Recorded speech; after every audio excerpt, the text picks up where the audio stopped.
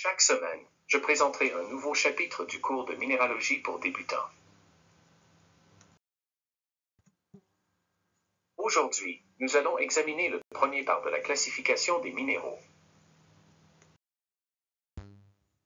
Les textes de minéralogie présentent des minéraux regroupés selon une classification spécifique. La classification généralement utilisée dans ces livres a été conçue par Strunz et Dana. Dwight Dana, géologue, minéralogiste, zoologiste et botaniste américain, a proposé en 1837 une classification basée sur la composition chimique et la structure.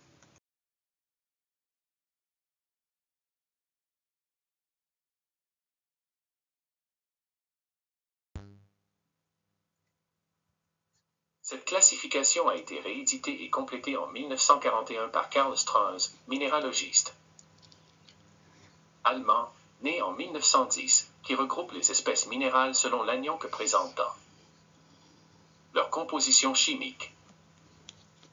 Généralement, les livres de minéralogie présentent des espèces minérales distinctes dans des chapitres tels que éléments natifs. Le groupe des éléments natifs rassemble les minéraux qui sont formés par un seul type d'atome. Ce groupe est divisé en métalliques et non métalliques. Les éléments métalliques ont des liaisons chimiques métalliques. Leurs caractéristiques physiques sont éclat métallique intense, faible dureté et bonne conduction électrique. Dans l'image suivante, nous pouvons voir le soufre.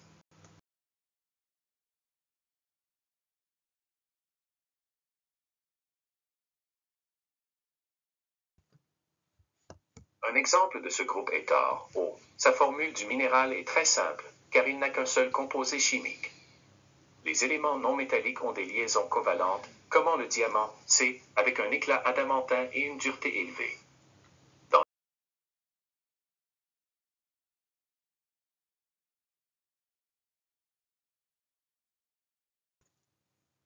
Sulfures et sulfosels.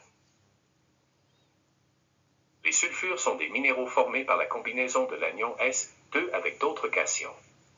L'exemple le plus courant est la pyrite, un minéral de formule chimique Fe2, sulfure de fer.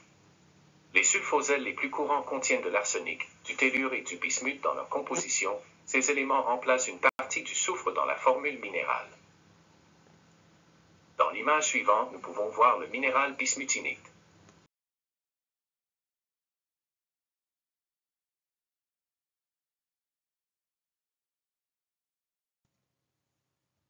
Les sulfures et sulfosels ont principalement des liaisons métalliques, ce qui leur donne un éclat métallique. Bien qu'il existe des exceptions comme la covellite Cus, qui présente différentes variétés, allant d'un minéral noir opaque à des feuilles bleues marines. Rappelez-vous que la formule minérale indique le volume de l'élément chimique présent. La formule chimique de la pyrite Fe2 indique qu'il y a 2 volumes de soufre pour chacun de Fe. Dans l'image suivante, nous pouvons voir les minéraux énergites et covellites.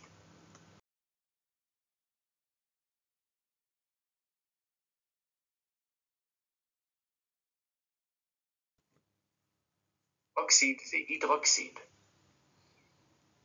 Dans cette classe, sont regroupés les minéraux qui contiennent l'anion oxygène avec double charge négative, O2, dans leur composition. Cet anion se combine avec un ou plusieurs métaux. C'est courant que les minéraux de ce groupe présentent 2 types de liaisons chimiques ou plus dans leur composition. À mesure que le nombre de liaisons chimiques covalentes dans leur structure augmente, les oxydes perdent leur éclat métallique et augmentent en dureté.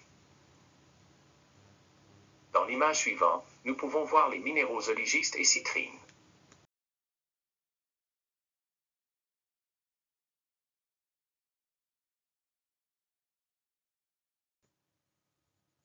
Comment d'exemple, on peut comparer les caractéristiques de l'oligiste hématite selon IMA.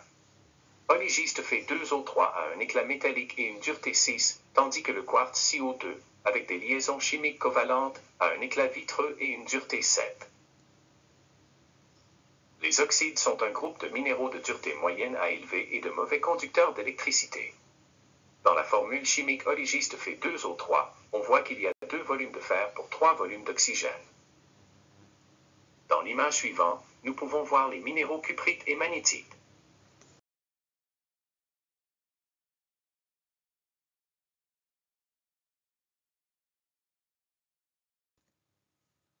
Les molécules d'eau H2O peuvent perdre un hydrogène et devenir un anion HO1, appelé hydroxyle.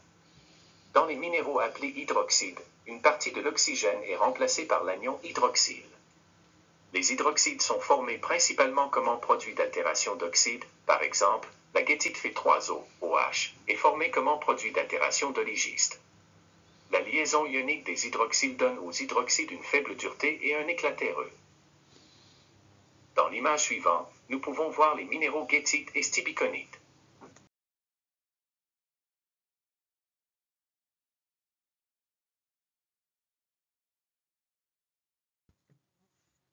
Halogénure.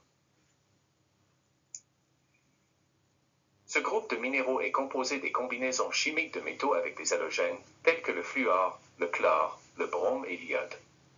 Les halogénures sont un exemple de liaison ionique. Ce type de liaison donne aux halogénures une faible dureté, un éclat gras et des variations de couleur. La fluorine F2SA, dureté 4 et couleur variée, est un bon exemple de ce groupe. Dans l'image suivante, nous pouvons voir les minéraux halite et fluorine.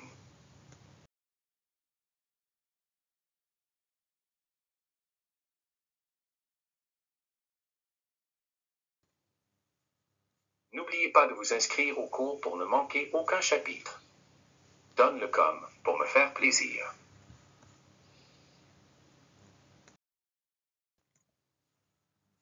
Bientôt le livre en français sortira en e-book et en papier sur Amazon.